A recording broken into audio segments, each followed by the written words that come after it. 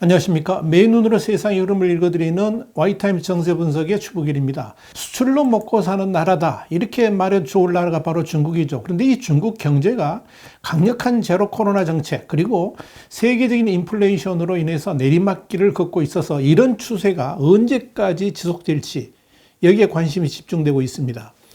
중국은 그동안에 이 코로나19 팬데믹 이후에도 기록적인 수출 증가를 누리면서 중국 경제의 안정적 성장을 뒷받침해 줬습니다만은 지난 3월부터 이어진 상하이 도시 봉쇄 이후에 경기 부진 그리고 공급망 훼손 또 세계적인 금리 상승 흐름 속에서 활로를 찾지 못하고 있습니다.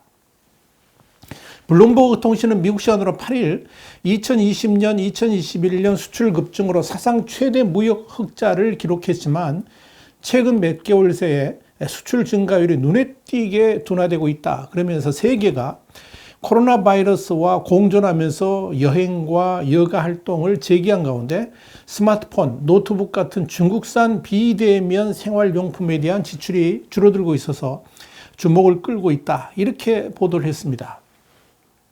블룸버그는 이어서 여기에 물가가 치솟아서 미국과 유럽의 소비자들이 허리띠를 졸라매는 추세이고 원자재와 물류비 상승으로 이 중국산 제품의 가격 경쟁력이 사라지고 있다 그랬습니다. 그러면서 중국산은 비교 우위를 갖춘 베트남 등 동남아산에도 밀리고 있다라고 전했습니다. 이에 관련해서 무선 이어폰 또 헤드폰 스피커 제조업체인 선전 티나버즈 전자의 장완리 이사는 이런 말을 했습니다. 미국, 유럽, 중동으로부터의 수출 주문이 50%가량 줄었다 그러면서 우리가 시장에서 우위를 잃고 있어서 주문량이 올해 계속 감소하기만 할 것이다. 이렇게 전망했다고 블룸버그는 밝혔습니다. 실제로 중국의 2021년 그러니까 지난해 연간 수출은 3조 3,640억 달러, 우리나라 돈으로 한 3,996조 원 정도 됩니다. 그래서 29.9%, 수입은 2조 6,875억 달러, 한 3,193조 원 정도로 30.1% 각각 급증했다. 이게 중국 해관 총수가 밝힌 내용이 그렇습니다. 이런 6,764억 달러 규모의 무역 수지 흑자는 관련 통계 집계를 시작한 1950년 이후에 최대치를 기록할 정도였습니다. 그랬던 중국의 수출이 2022년 올해 들어서 급격한 내리막길을 걷고 있다는 겁니다. 다시 말씀드려서 경제 성장의 3박자 중에서 소비, 투자 이게 부진한 가운데 이제는 수출에 힘입어서 2년여 코로나 특수를 누려왔는데 이런 수출 주도 성장에 빨간불이 켜졌다는 겁니다. 지난 4월 중국의 전년 동월 대비 수출 증가율은 3.9%입니다. 3월에 14.7%보다도 10%포인트 이상 떨어졌습니다. 올해 수출 증가율은 춘제, 그러니까 중국의 설인데 이 춘제 연휴 관계로 묶어서 한 번에 발표하는 1월, 2월에 합친 거 16.3%를 정점으로 계속 낮아지고 있는 겁니다. 여기에 대해서 일본 금융그룹인 노무라 홀딩스는 상하이가 2개월간의 코로나19 봉쇄를 해제하면서 무역이 일시적으로 증가할 가능성이 있긴 하지만 그럼에도 올해 중국 수출 증가율은 하락세가 이어지면서 전년 대비 1.6%에 그칠 가능성이 있다. 이렇게 예상을 했습니다. 리서치 그룹인 게이브 칼 드래고노믹스의 선임 분석가인 토마스 캐틀리도 가격 인상으로 인해서 중국의 명목 성장률이 플러스가 될 수도 있지만 올해 수출은 위축될 것이라 그러면서 올해 성장률 목표인 5.5% 달성은 불가능하다 이렇게 전망했습니다. 토마스 캐틀리는 또 지금의 중국 수출이 약화될 시기가 아닌데도 이런 현상이 나타나고 있다는 겁니다. 그러면서 이 때문에 정책 위반자들이 점점 패닉에 빠지고 있다라고 지적을 했습니다. 이 중국의 수출이 이렇게 급격하게 위축되는 이유가 뭘까요? 블룸버그는 세계 소비자들이 각국의 재정 지원 약화와 또 기준금리 인상 속에서 현금을 틀어준 채 소비를 줄이는 것이 중국 수출에 악영향을 끼치는 요인이라고 내다봤습니다.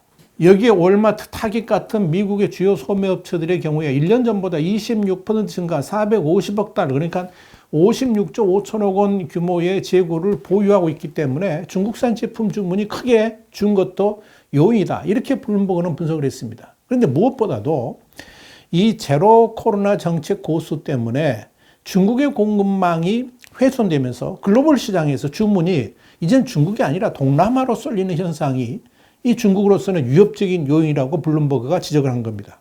실제로 중국 자산 운용사인 에버브라이트가 분석한 바에 따르면 2021년 8월에서 2022년 3월 기간에 예전 같으면 중국으로 향했을 가구 7%, 섬유제품 5%, 전자제품 2% 주문이 베트남 등의 동남아 국가로 넘어간 것으로 나타났습니다. 이건 중국 경제에는 충격이죠. 중국의 수출 둔화가 일시적 현상이 아니라 앞으로도 지속될 수 있다는 것을 의미하기 때문에 그렇습니다. 블룸버그는 그래서 원자재 가격과 물류비 상승으로 중국산 제품 가격이 오르면서 이런 현상은 지속될 것이고 금리 인상과 초인플레이션이 지속되면 상황은 더 악화될 것이다. 이렇게 전망을 한 겁니다. 여러분, 상황이 이렇게 돌아가니까 중국 정부는 당혹감 속에서 대책 마련에 분주합니다.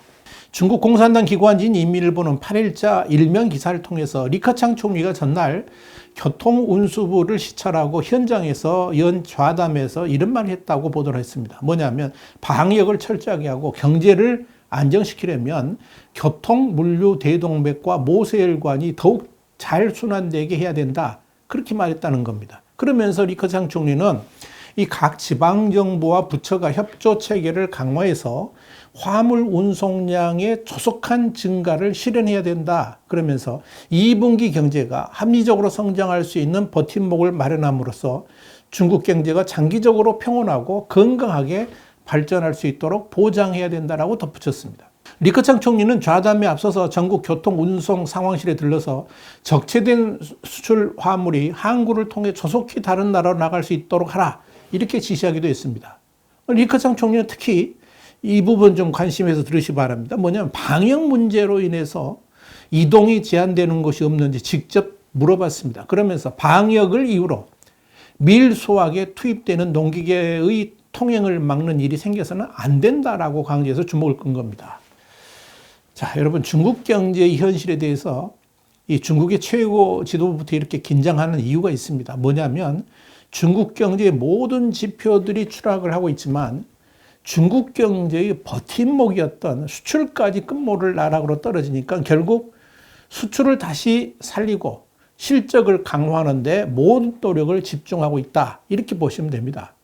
이 리커창 총리의 물류 정상화 지시도 이런 배경에서 나온 겁니다. 그러면서 중국 정부의 정책 방향이 방역 강화에서 이제는 경기 부양으로 완전히 전환하고 있는 모양새를 보이고 있습니다. 상황이 이렇다 보니까 지금 중국의 최고 지도자가 시진핑이 아니고 리커창 총리인 것처럼 착각할 정도입니다. 지난 1일에도 리커창 총리는 국무원 상무회의를 주재하고 또 심각해지고 있는 경제 상황을 점검했습니다. 그러면서 리커창 총리는 시장 주체와 인민 대중에게 정부 정책을 알리고 민생을 현지에서 챙기라고 지시를 했습니다. 중국 정부가 그만큼 방역 제로 정책으로 인한 성장률 하락, 그리고 고용 충격을 심각하게 받아들이고 있다는 의미입니다. 이날 리커창 총리가 주재한 상무회의에서는 6방면 33종 경제 안정 조치, 이 말이 좀 그런데요. 6가지 방면에 33가지 종류의 경제 안정 조치를 조속하게 시행하기로 결정한 겁니다. 특히 경기 부양을 위해서 인프라 건설 프로젝트에 8천억 유안, 우리나라 돈 한 150조 원 정도를 투입한다라고 발표했습니다. 자, 이런 흐름은 그동안 시진핑 주석이 야심차게 추진해왔던 자경화 정책을 완전히 뒤엎는 겁니다. 이번에 인프라 건설 프로젝트에 8천억 유안을 쏟아붓는 것도 사실 시진핑 주석이 추진했던 부동산 규제를 완전히 백지화했다, 폐지했다는 뜻이기도 합니다. 오히려 중국 국내 총생산, 그러니까 GDP에서 차지하는 비중이 28%인 부동산 경기를 활성화해가지고 경기 회복을 유도하겠다 하는 방안이기 때문에 그렇습니다. 이와 함께 시진핑 주석의 가장 핵심 정책이었던 제로 코로나도 경제 안정이라는 우선순위에서 완전히 이렇게 밀려났습니다. 특히 리커창 총리가 경제가 있어야지 방역도 있다라고 한 말은 지금의 중국 상황을 한마디로 표현해 줍니다. 자, 문제는 시진핑 주석이 제로 코로나 정책을 2년 반 넘게 밀어붙이면서 글로벌 시장과 디커플링을 했던 그 공백을 과연 중국 경제가 다시 회복해 나갈 수가 있을 것인가 하는 점입니다.